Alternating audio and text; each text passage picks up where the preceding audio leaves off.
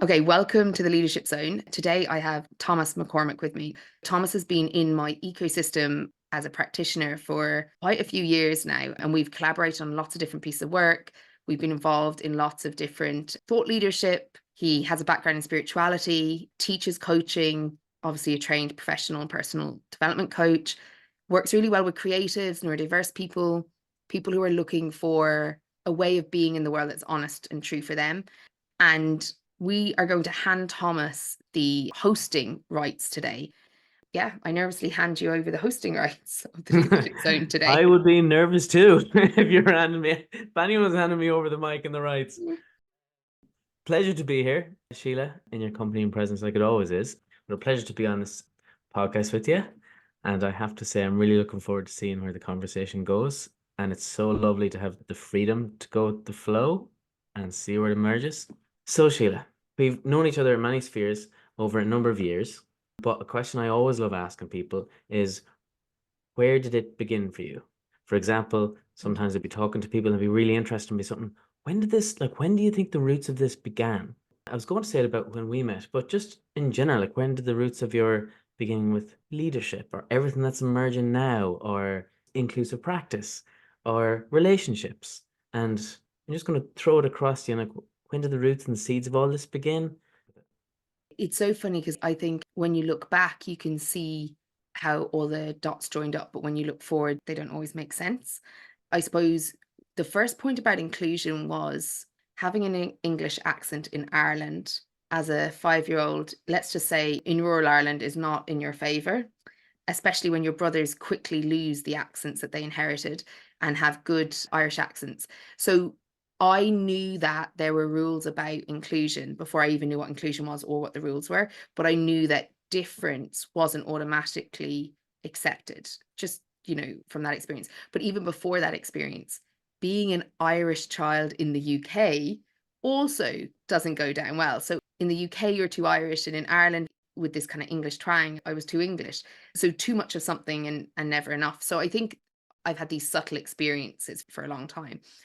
I think where it started to switch to leadership, I kind of have this joke, and my poor brothers, I don't know if they like me telling the story, but when I was about 8, I was living in Naas in Kildare, and I decided we needed to earn some money. I decided because I needed more sweets. So I got a go-kart that my dad had built for us, and I put some buckets on it and I put some water. And I told my brothers that if you come with me to wash these cars, I will buy you like a certain amount of sweets for every car, right? So they agreed, but they didn't negotiate the money. So I went up and negotiated the money, and they cleaned the cars, and then I gave them the sweets. They didn't know the money involved. And after a little bit, I mean, a couple of weeks, they realized I was coming out far, far better than they were. And I would say my first set of employees refused to work for me. And also, we had a couple of complaints about the dirty cars, right? So I'll be honest. But I say that because I suppose leadership, when you're the oldest and when you're a female in a family, the oldest, there is both the gender differences and then also the expectations of your age, and then, family expectations and things that do impact how you experience power, leadership, in that case, misuse your power for exploitation. But there's a piece about, I think it's always been present. And to be honest, I think it's always present for everyone. It's just, it might not be the terminology that they use. Or, I often say to people when I teach teachers, ironically, I'll say, who are the first leaders in a child's life? And they'll say teachers, and I'll say, no, parents. And that's kind of the reality, is that actually we are engaging with inclusion all the time, whether it's effective or not. And we're always engaging with leadership, whether it's intentional or not, whether we're the 8-year-old who's trying to get a little bit more money than your brothers for the sweets, or you're realizing that there's these subtle rules that you don't quite understand, but they make you less than in some environment, or you're in school and you're rewarded for some things and not for others, but one can't exist without the other. So for me, it's a bit like, give someone a hammer, everything's a nail. From a very young age, before I knew about inclusion and leadership as terms or things, they always kind of preoccupied my thoughts. And I always had these like random examples of interacting with inclusion and leadership in some way. Now, that becoming formal actually started at a point where, and I've worked for a lot of people, a lot of leaders in lots of different settings, and I worked for one very specific leader, and he was the most inclusive and respectful leader I've ever worked under. And he had a way of being and a respect. And like, we hired me to basically do the boring jobs like stock and all of those things, which was grand. So I agreed to it because I needed a job and it was interesting. It was an internship originally. When I did the stock, so I'm very dyslexic, I got the stock wrong 3 different times in the same day, completely different numbers. So I had to go to him and say, like, I can't do stock. Like, I know you need someone to do stock. I can't do stock. Now, rather than him saying, well, you're not a good fit. Now, partially, I'd say it would have been hard to get another person to do it because it was an internship. But besides that, he had the foresight to kind of say, well, what are you kind of good at? And I was like, well, I can do this and this quite well. And so in that role, I was able to actually have a big impact on customer service, which actually later had an impact on the revenue because I had saved us money by finding a gap that he didn't even know I had solved until later. He was like, what do you mean they're paying for that? I was like, no, it's free deliveries. It's not free returns. If they have not measured their foot correctly, they have not done the work we've asked them to do, where we give them free delivery, that's not our responsibility because we've given them everything. He's like, how is that going down for people? It's like, fine, because we give them everything up front to help them. So if they're returning it, it's usually that they didn't do the thing. And there's always an exception. If somebody returns it and they did do the thing and there's a gap in the process, we'd absorb it. But I just randomly started making these decisions. And then he found out later as they worked out or didn't work out, he'd find out. But what he did was he was willing to figure out where I could add value, even though it wasn't where he wanted me originally. And then the other thing that he did really well was I never saw him treat people with so much respect, regardless of their performance. And I was like, I want to be that kind of person that when I leave, regardless of my performance, I felt like I was respected and valued as a person. And I like this feeling. Like, I come from a background of kitchens. I come from a background of very male dominated environments. I still work in a lot of male dominated environments in this work, but I come from an environment, like harsh environments. And I kind of say, because I was leading a team at 16 in one of Ireland's kitchens, like a small pastry team, but they were all older than me, more qualified, well, qualified as in a particular route. I was making the key decisions. And I was not who I am, is my best way. Like, I imagine if they knew the work I do now, they kind of go, she does what? Because like, I was as harsh as anybody else in that environment, if not harsher at times, because in some of the environments I was in, I was the only woman. And also I was younger by a good anywhere from 8 to 10 years sometimes, I was working with the harshness. So how I got here is not really about like a single moment or, a light bulb or anything. It's about a mixture of good and bad experiences and a curiosity about why some things work better than others and why some places feel better to be, even if the work is hard or what we're facing is difficult, and other places don't. And that curiosity just has continued to lead me to kind of follow things, I guess. So in a way, I think inclusion and leadership are present in all of our lives, but our relationship with it will be different for very different reasons. I actually think both of those are part of just the human experience. We're constantly leading and following, whether we're conscious or not of it. And we're constantly either included or not, or including or not, whether we're conscious of it or not. They're part of human relationships. I'm fascinated by relationships and by people. And so I just think that curiosity is always just, there was a pattern in it and it kept coming back to inclusion and leadership, even before that language was in my remit or before I'd even considered like formal theories or research. There's a pattern of those two things again and again in my history. And I'd go as far as saying, if I was putting an intergenerational lens on it, I'd say those things are repeated intergenerationally. My parents, families, their great grandparents, there are like lines through intergenerational patterns that also align to inclusion and leadership. Irish, gender roles, expectations, trauma, the impact of class. I think it was there before I was there. And it's just that while, my experience solidified it in a certain way, but I really do think when I look back over the people before me and the histories, that the individual and collective histories that they have, inclusion and leadership has been sewn in. And I think in a way it might be an Irish psyche because of our history, because of the famine, because of colonization. Inclusion and leadership in different ways, I think, is sewn into our soil. So I think it goes much further back and much longer back than the day I can recall, but there are very real living moments that brought life to it and brings life to it. So I think the day that I witnessed this leader engaging in a very different way to everything I'd ever experienced, witnessed, and even perpetrated, I have to say that like I wouldn't be proud of how I led in the 21, 22, like I wouldn't have been proud of how I led, but that's as much part of how I've got here as anything I got right. So I think it's bigger than me, longer than me. And also they are the moments that maybe brought it to life for me, I guess. Wow. So am I really getting a sense of like your past, not just your own past experiences, but the past experience of your whole lineage, and not experiences not being seen as good or bad, but that when they come together to give us an opportunity for something to catalyze into something. Yeah, like I would say that both my kind of maternal and paternal sides historically, and this would be true for lots of people, but have had lots of like successes and challenges and breakthroughs and traumas. Like it's just part of being human.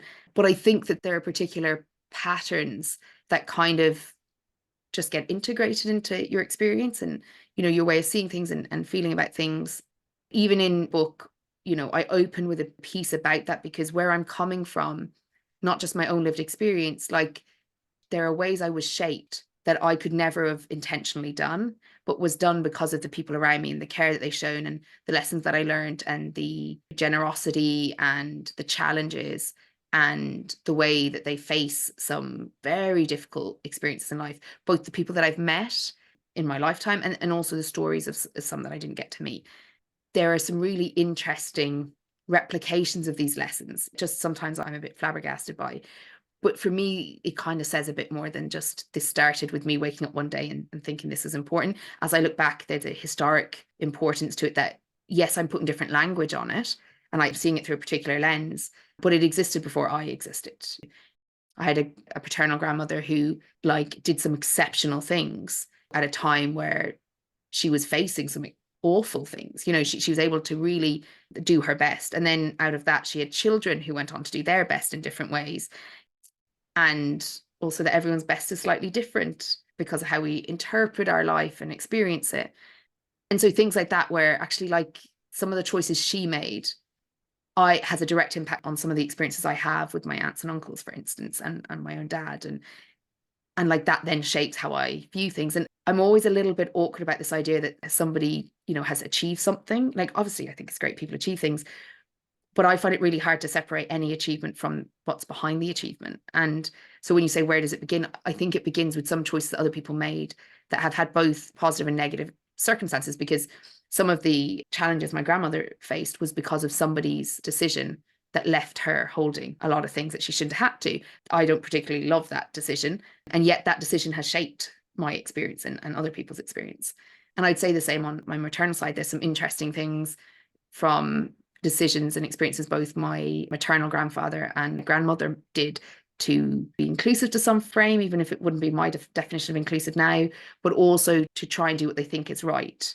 That then has led on to other decisions. And I don't think anyone gets it all right or wrong. So it's not about glorifying, but it's about acknowledging that it doesn't really start with me, even if my story starts with me.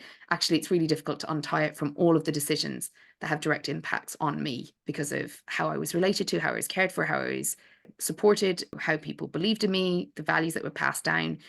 They existed before I existed. Yeah. So I think, and even from an inclusion point of view, I just think it's a much more robust view of where things start when we kind of understand that intergenerational piece and patterns, I guess, both the strengths and then the challenges you inherit from it as well. Something about everything you're saying, Sheila, sounds very different from the way we can sometimes be, I guess, in Western society, that you have to do your best and you have to kind of do it on your own and that follow your own path. Like the way you're speaking sounds like I'll ask you about what you mean by inclusion in a minute or two, but it sounds very different to you're like you're owning your journey, but you're also speaking with all the other parts that played a crucial role in it being a journey. Mhm. Yes, so like it's really interesting because, and as a coach, like coaches we can be trained. I'm not saying we are, but we can be trained to look at individual achievements. I suppose because I look at leadership, you're only as effective as those that you support in a way. It's not about how great you are. So I think that changes my thinking, first of all, because your leadership is only as great as those what you can lead, and how what people can do with your leadership. It's not about you really. But there's also something that I hold, and it's two parts, right? It's that I have responsibility for what I add and do in the world and how I conduct myself. And we have to own personal responsibility. But we also have collective responsibility where there is something really like untrue, first of all, about this idea that I did it all myself. Like I do a lot and I work really hard, right? So I'm not suggesting someone else has carried me. But what I do also know is people have worked as hard as me without the background I have, as in the support or the examples, that have more to go to be able to even have the same achievement. That's not because they haven't worked as hard. It's because their collective thing has brought them to a different point or to a different place. And not even that they're like level or not level. The different place may be where they want to be or it may not be where they want to be. But each of us don't really get to where we're going in a straight line. I get to see it very rarely anyway. But also there's something, like I talk about splitting sometimes because I do use a psychological lens. There's something splitting about thinking that it's either or. Like it's, yes, I have got here because I have made decisions and I prioritize certain things and I've made an effort and I've done my best with what's available to me. That's true. And also there are a number of resources either that I'm conscious of or unconscious of that have also fed into supporting me, as well as, like when we talk about inclusion, power and privilege that I take for granted, for instance, that others may have to actually do more work around to be given the respect that they're due. So I kind of like to see both. It's not about like everyone should carry me, but it's also not that I am carrying everything myself. It's that there are things I carry and there are times where I help carry others and sometimes others will carry me or have done already. And for me, there's something reciprocal about that, which is why I use the word ecosystem all the time, because it's not about like transactional exchanges. It's like, what are we nurturing? Are we nurturing the things we want to grow? Or are we nurturing things and then like tearing them up out of the soil and leaving the soil to rot? You know what I mean? What are we doing in the space? Not just what we're achieving in the space. You know, I like to make things happen. I like things to move quickly. But I also think there is a value in working with what is and working with the reality of things and realizing that we can achieve a lot on our own. We might be ignoring the foundations we're standing on because we didn't get here on our own, for better or for worse, but also that I think there's a reciprocal responsibility to each other. So if I ignore and cut off parts of my history or parts of the things that I've become aware of, then in a way I'm setting people up to fail because I'm pretending that like, oh, it's just because I'm so smart or I'm so this or I work so hard. And that's rarely true. You know, the more I start to understand inequalities and these things, the more obvious it becomes to me. Yes, we all have to show up and work with the realities we have, whether we like them or not. There are realities, we have to work with them. But if we don't show up, nothing changes.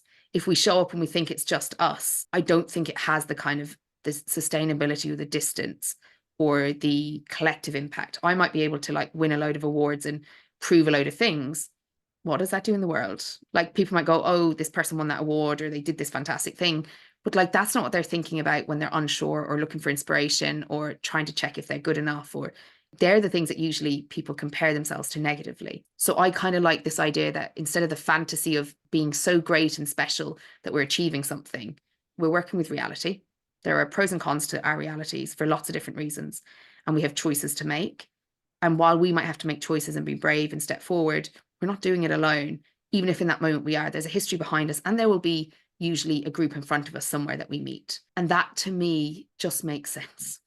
Like, and I'm not saying it's right, like people have different points of view, but for me, there's something about these fantasies of like individualism that I'm just going off and doing it myself. Like you have to be special and unique versus we can have nothing that's unique and we only belong to the collective and only serve the collective. I think there's a middle ground and I'm trying to understand that and work with it, but I feel it. So that's where kind of my examples kind of go off a little bit because I'm holding both as valuable ultimately. Both are important, I think.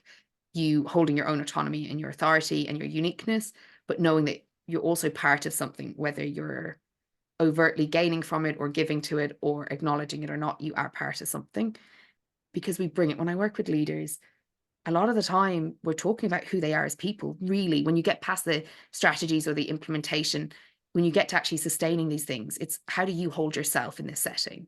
How do you hold the triggers you have? How do you hold the fears you have? How do you hold the comparisons that get you? How are you doing that so that you're effective and not becoming consumed by your own stuff? To me, they're just not separate things, even though we are kind of taught to separate them a little bit, I guess. Okay. Okay, so there's like a lovely, it's not either or, like we were saying earlier on, the splitting thing. It's not just about the person or just about the organization. It's about the kind of both together and the way in which they relate and dance and emerge and create and how they choose the direction they go in.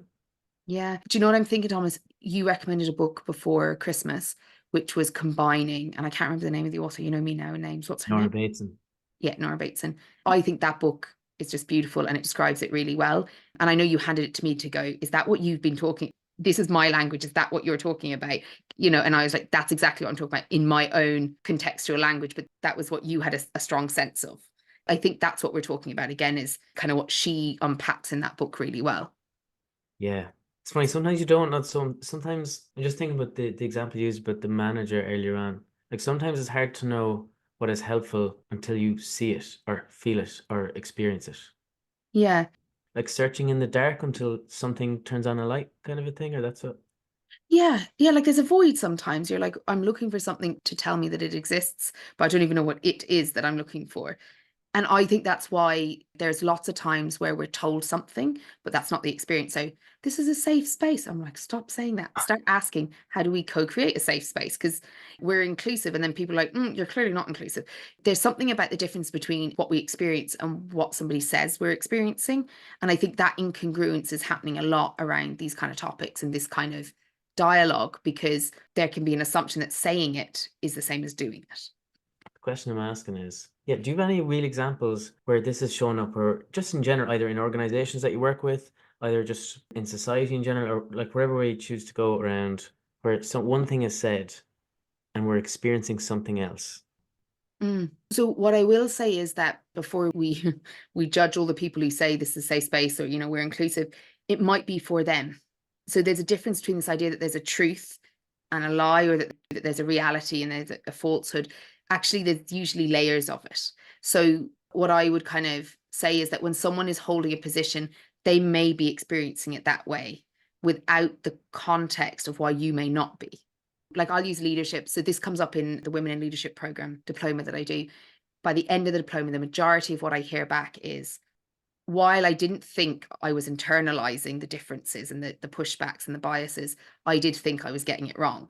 And the reality was that their workplaces had made some serious efforts to be inclusive and gender neutral around some of these biases, and were saying and doing the right things to a degree, but the person was still having to then internalize this extra feelings of something not adding up, but yet knowing that there was efforts being made. So it felt like I must be the problem if these efforts are being made. And like in another example, like around neurodiversity from a different piece of work that I do, I must be the problem if everyone else is comfortable with this and I'm not. And because there's different degrees, something works for me, so it feels a certain way for me. Feelings are subjective. So based on what you need, your feelings will be different to other people. The challenge is if people are used to being marginalized or othered in some way, or used to putting away a feeling that they have or putting away a need that they have, then when this happens, you're likely to doubt yourself rather than to kind of find a way forward to meet your needs. So this happens like all the time. This happens in like friendship groups. This happens in relationships. Like I've done some training in Goddam Institute around relationships because it's one of the only evidence-based ones. And it's the exact same patterns that I then look at in families and I look at in organizational settings. And the thing is that it's that someone's intent and the impact that they're having doesn't add up sometimes, like organizationally or individually. But also it's that what works for me and works for someone else might be different.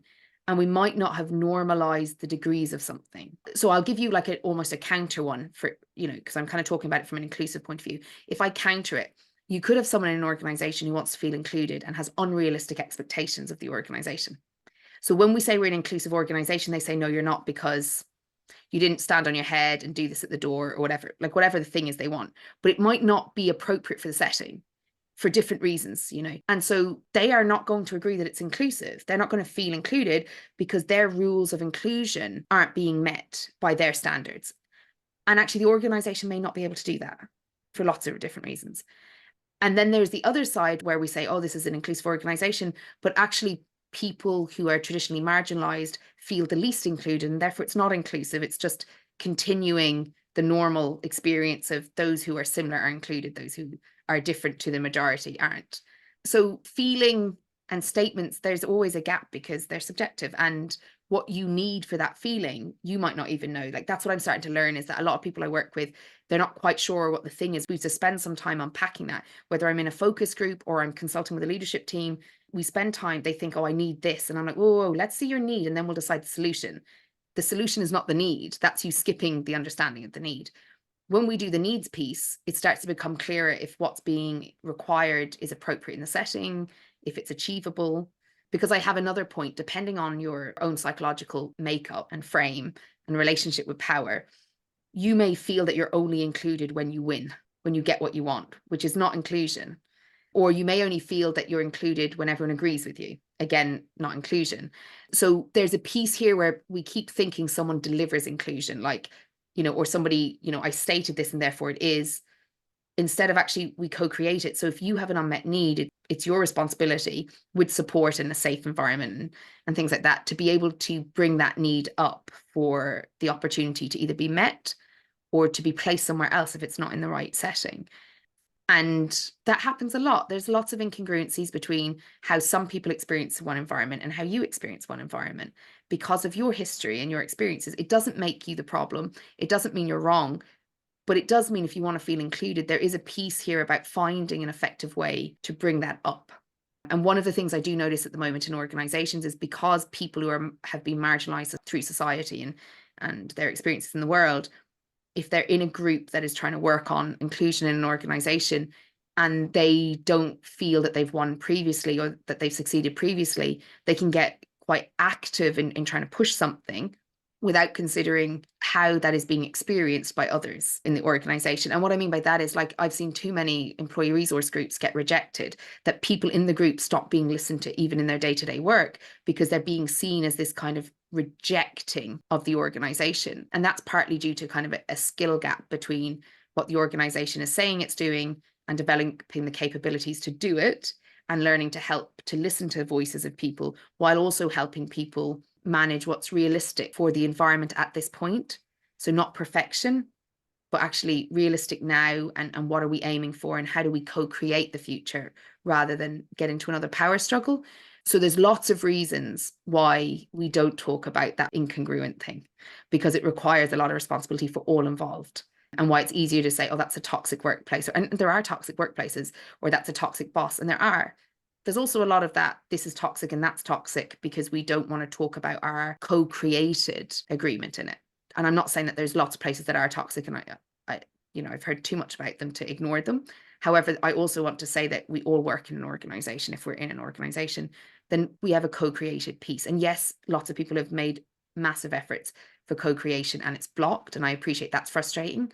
And I suppose it's just really important to say there's a reason we don't talk about it, because it is easier to split more, to blame, to avoid, to be in denial, to be angry, to replicate our history, than it is to be in these really awkward, ongoing conversations so that we can feel what it is we want to feel. So incongruency can create a lot of challenges for individuals, but then it can also create a lot of defenses for everyone involved.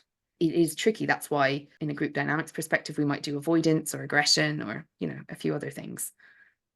Am I right in saying, Sheila, that there's something about expecting things to be one way and that the reality of inclusion is, like, you're using words like co-creation, skills, like skills that are needed to consistently co-create a gap, and that it's ongoing? Am I hearing there's something there, like even in my own head, maybe my own expectations I have out in the world or of myself or whatever, sometimes they can be in a box. Whereas am I hearing the reality is that it's ongoing, it's skills, it's relational, and there's something about owning stuff either as an individual, a leader, or an organization.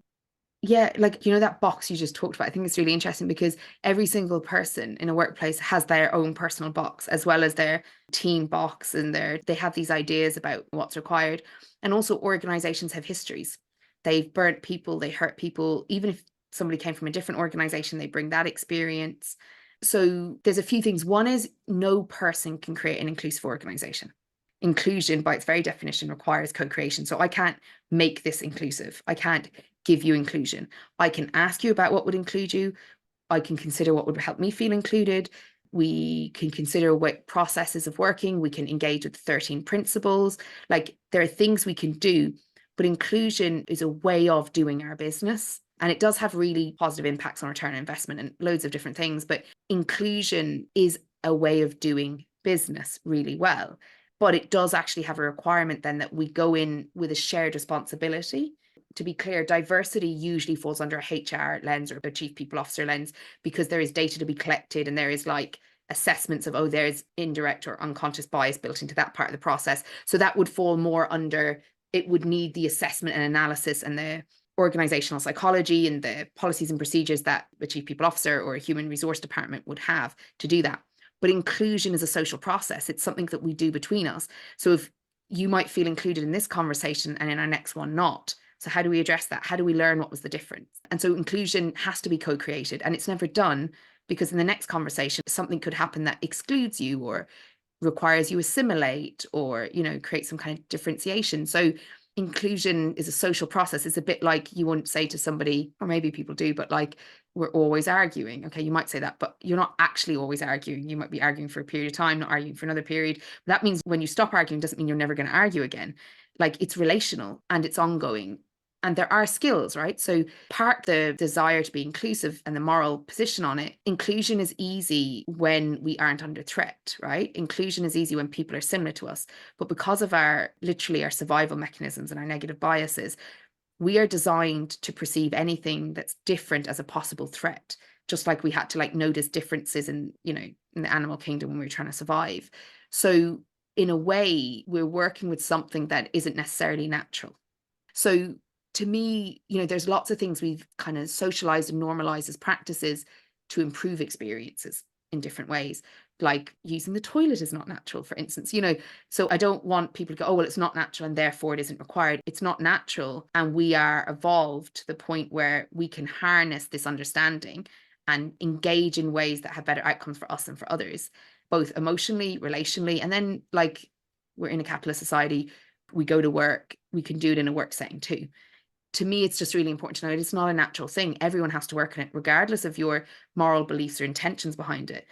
The more I've been assessing people on inclusive leadership and the more I've been noticing my own practice, the more we deal with it, the more we see that we're not doing well. There's a really clear evidence that people in the beginning have rate themselves far higher than as they actually understand the mechanisms and skills and competencies and practices, because as they do that, they start to see the instances where they didn't achieve it more than the incidences where they did. While I endeavor to be inclusive genuinely, and I try to embody leadership in different ways, it's not done. Like I go, oh, I did that thing. I got to, right, what happened there? What can I learn? How can I improve it? How can I forgive myself so we don't get stuck in shame and blame?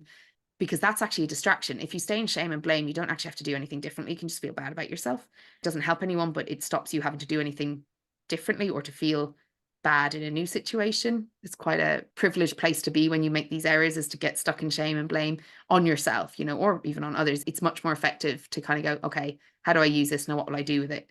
But that's work, I don't think it's ever done. And that's why I developed the 13 principles. I noticed a pattern over working with lots of different people around effective leadership, firstly, because inclusive leadership is just effective leadership. Right? It's effective leadership for today's age. You didn't need to think about inclusion as much because we weren't globalized. We didn't have such diverse workforces. We didn't have such diverse customers or clients. Now we did, right? But we didn't understand there were these significant differences. We just kind of pushed everyone into assimilation. So even though they existed, of course they existed, we're only just understanding that our forcing people into assimilated ways of being does not help anybody, right? Assimilated. Can you explain assimilated? Yeah. So assimilated is basically, we say we're including you, but there's rules of engagement. So you're included, but you have to be like us, whatever the us rules are, right?